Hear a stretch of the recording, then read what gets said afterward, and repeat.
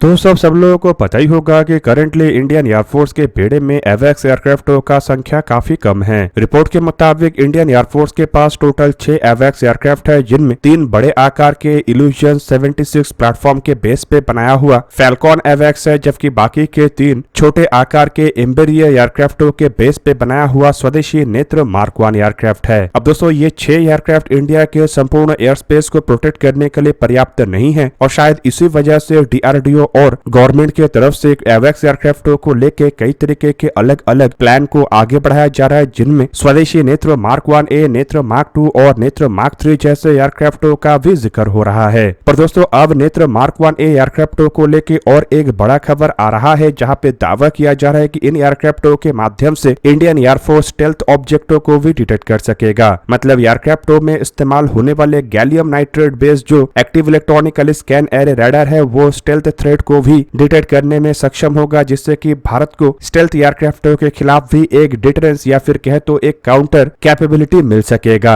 अब दोस्तों आप सब लोगों को पता ही होगा कि रिसेंटली ऑपरेशन सिंदूर के बाद खबर आ रहा है कि जल्द से जल्द चाइना पाकिस्तान को J-35 जैसे स्टेल्थ एयरक्राफ्ट प्रोवाइड करेगा। हालांकि इन एयरक्राफ्टों को F-35 या सुखोई Su-57 जैसे उतने अधिक स्टेल्थी एयरक्राफ्ट के रूप में नहीं देखा जाता है, लेकिन बावजूद इसके J-35 एयरक्राफ्टों के पास 4.5 जनरेशन एयरक्राफ्टों के तुलना में अधिक स्टेल्थ कैपेबिलिटी है। अब दोस्तों इन स्टेल्थ एयरक्राफ्टों को ही काउंटर करने के लिए बताया जा रहा है कि भारत के द्वारा नेत्र मार्क 1A एयरक्राफ्टों को इतने कैपेबल बनाया जा रहा है कि ये लो रडार क्रॉस सेक्शन वाले ऑब्जेक्टों को भी ट्रैक कर सके। बेसिकली दोस्तों ये जो नेत्र मार्क 1A एयरक्राफ्ट है, ये असल में नेत्र मार्क 1 को ही अपग्रेड और मॉडिफाई करके बनाया जा रहा है और नेत्र मार्क 1A एयरक्राफ्टों में gallium nitrate based TR modules का उपयोग किया जा रहा है, ताकि ये लो रडार क्रॉस सेक्शन वाले ऑब्जेक्टों को भी ट्रैक कर सके। इवन इसके अलावा दोस्तों ये नए रडार के वजह से नेत्र मार्क 1A एयरक्राफ्टों के जो रडार कवरेज है वो तो बढ़ेगा ही, साथ में रेंज भी बढ़ जाएगा, जिससे कि आसानी से लॉन्ग डिस्टेंस तक इन एयरक्राफ्टों के द्वारा निगरानी रखा जा सकेगा। दोस्तों ये जो नेत्र मार्क 1A एयरक्राफ्टों को बनाया जा रहा है, ये असल में DRDO और एयरफोर्स के कोलैबोरेशन के अंतर्गत ही बनाया जा रहा है और बताया जा रहा है कि नए एयरक्राफ्टों के डेवलपमेंट के दरमियान ही स्टेल्थ ऑब्जेक्टों को ट्रैक करने की जो कैपेबिलिटी है उसे भी एक महत्वपूर्ण रिक्वायरमेंट के हिसाब से रखा गया है। और दोस्तों इस नए एयरक्राफ्ट के डेवलपमेंट में केवल मात्र हार्डवेयर को ही परिवर्तित नहीं किया जा रहा है, बल्कि सॉफ्टवेयर में भी काफी अधिक अपग्रेड किया जा रहा है, ताकि नेत्र मार्क 1 एयरक्राफ्टों के तुलना में इन एयरक्राफ्टों को और बेहतर बनाया जा सके। अब दोस्तों नेत्र मार्क 1 एयरक्राफ्टों को अगर देखा जाए तो ये ब्राजीलियन कंपनी एम्बेरियर की तरफ से बनाया हुआ EMB 145 प्लेटफॉर्म के बेस पे बना है, लेकिन नेत्र मार्क 1A एयरक्राफ्टों को कौन से प्लेटफॉर्म के बेस पे बनाया जाएगा इसे अभी तक डिसाइड नहीं किया गया है, क्योंकि EMB 145 जो एयरक्राफ्ट है वो करंटली बनना बंद हो चुका है और इंडियन एयरफोर्स EMB 145 एयरक्राफ्टों का तलाश कर रहा है, ताकि नेत्र मार्क 1A एयरक्राफ्टों को निर्माण करने में ज्यादा मुश्किल ना आए या फिर इन एयरक्राफ्टों के लिए अधिक मॉडिफिकेशन का जरूरत ना पड़े।